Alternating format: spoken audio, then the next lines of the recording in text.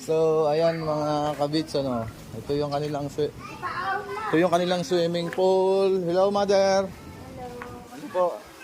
Ito yung kanilang swimming pool. Hello. Wala nang gulay ngayon.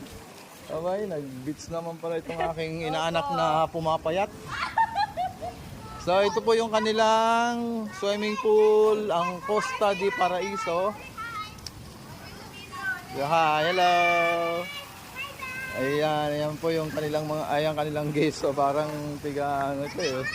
New San Juan. So, punta po ako dito sa kanilang beach front. Ayan yung kanilang beach front.